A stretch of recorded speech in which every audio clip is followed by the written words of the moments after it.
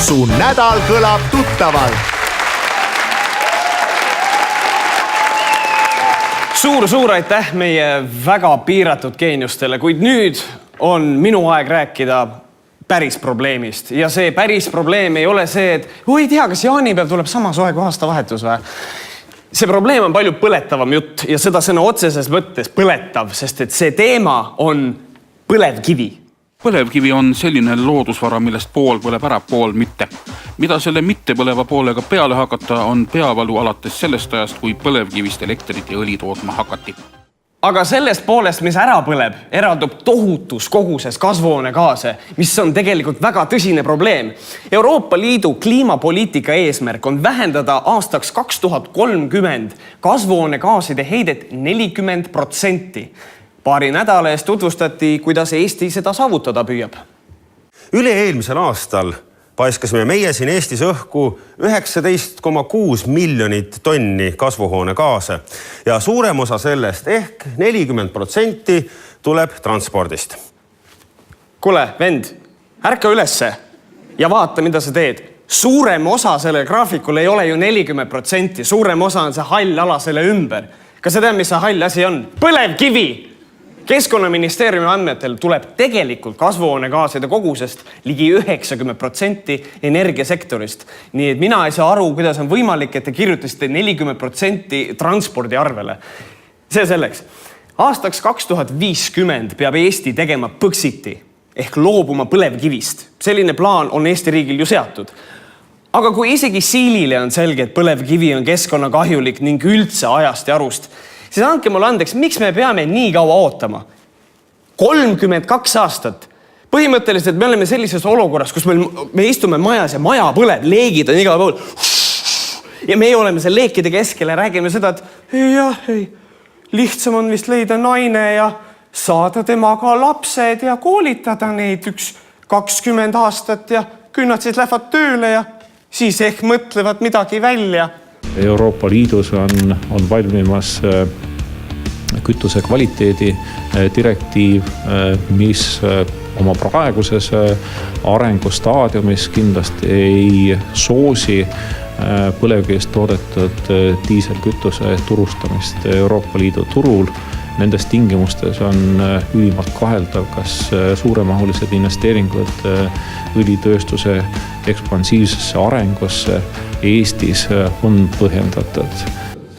Nüüd seda rääkis Andrus Ansip 5 aastat tagasi, aga selle aasta veebruaris kiitles Eesti Energia finantsdirektor Andri Avila hoopis, et nii palju põlevkivi kui mullu pole Estonia kaevandustes kunagi varem ühegi aastaga välja kaevandatud. Andke nüüd andeks. Me saame kõik aru, et põlevkivi kasutamist tuleks vähendada, aga sellest hoolimata me kaevandame maailma suurimast põlevkivi kaevandusest aina rohkem. See on, ma ei tea, see on umbes sama loll, kui öelda seda, et me peame nüüd jooma poole vähem ja siis toome rekkatäie viina Lätist ja joome selle teel tagasi ära nagu. Põlevkivi on sama keskkonnasõbralik kütus, nagu seda on kasutatud rehvid.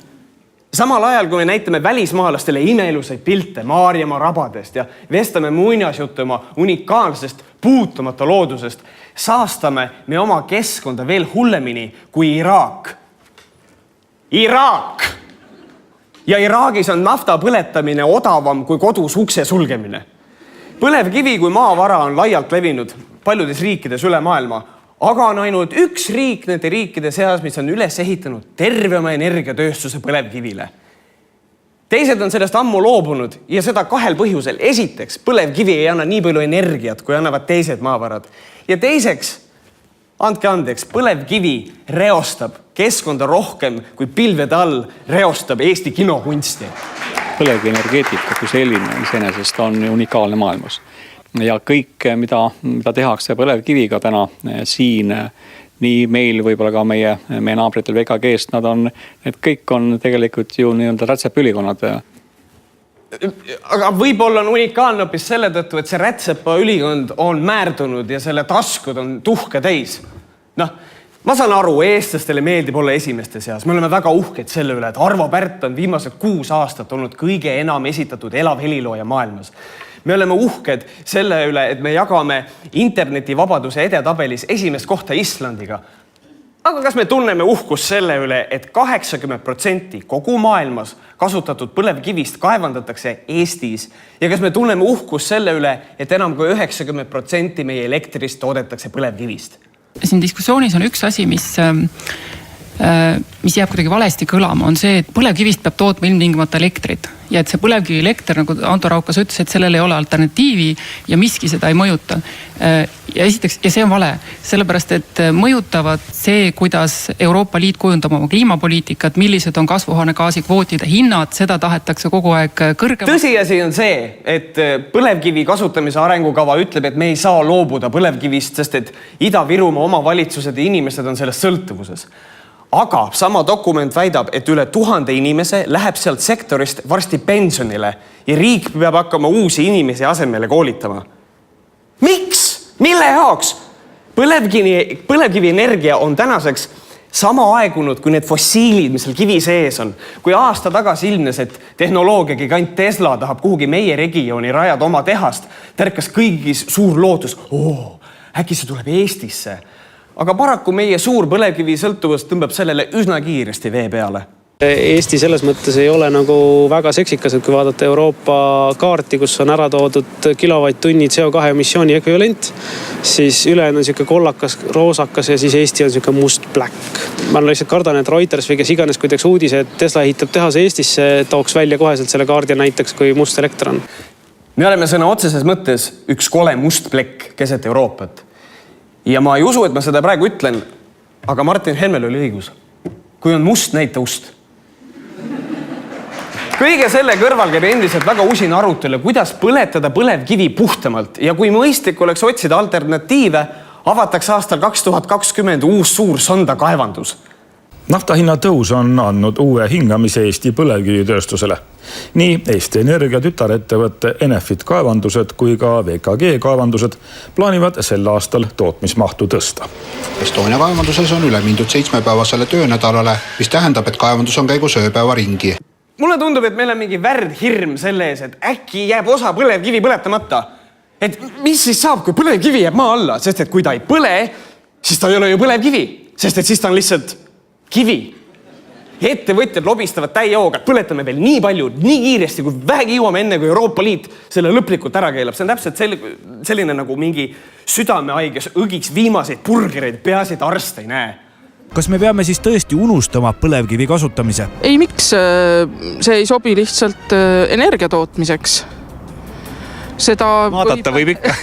ei, seda võib vääristada teistmoodi, eks ju, põlevkivi sobib ka keemiatööstuse tooraineks ja mujale, aga see ei sobi kütteks. Kogu loo ebaloogiliseks tipuks on meie riigi rekordinvesteering ja Juhan Partsi lahkumiskingitus. Auvere elektrijaam. 640 miljonit eurot. See on 13 ermi. Ja ei teagi, kas see jaam üldse valmis saab, enne kui põlevkivi ära keelatakse. Aga äkki see jaam ongi rajatud põlevkivile mälestusmärgiks, sest et mitte miski pole meie rahvusliku aarde jaoks ju liiga kallis. Nüüd, mida teha Ida-Virumaa kaevandustega on omaette mure, aga midagi on juba tehtud. Näiteks eelmisel suvel toimus kaevandusmuuseumis suur enam kui 40 esinejaga muusikafestival ning samuti saab kaevandusi kasutada muudeks tegevusteks. Loodus on Aidu karjäri, kus üle 30 aasta kaevandati põlevkivi, peaaegu tagasi võidelnud.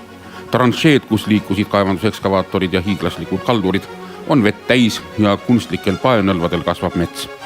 30 kilomeetrit kunstlikke veeteid on valmis veematkadeks ja spordivõistlusteks. No muidugi pole see nüüd lahendus igale tööstusalale, aga no midagi ikka.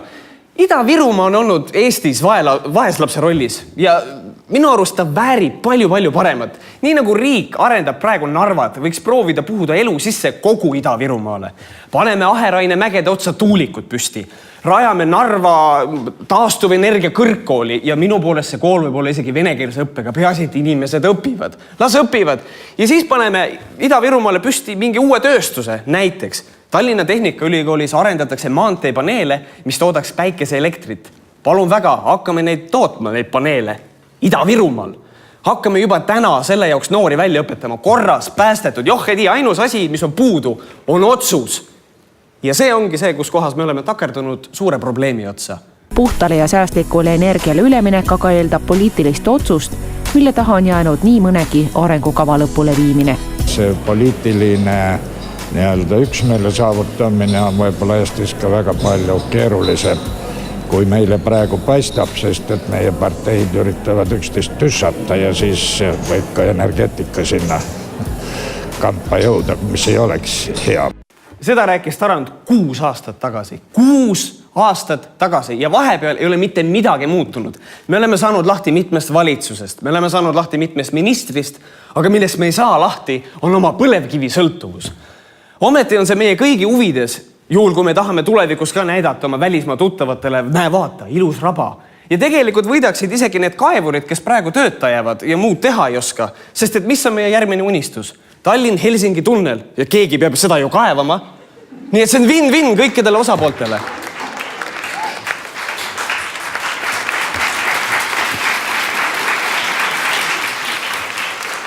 Ja et see kõik ei jääks nagu lihtsalt jutuks, teeme lõpuks midagi ära. Ainus viis ühiskonnas mingitki muutust läbi viia on mis? Teha üks korralik petitsioon. Ma tegin selle ära. Minge nüüd kõik aadressile rahvaalgatus.ee ja otsige üles petitsioon. Paneme Kiviõli linnale uue nime. Biomassi. Ilus nimi. Alaku Põxit.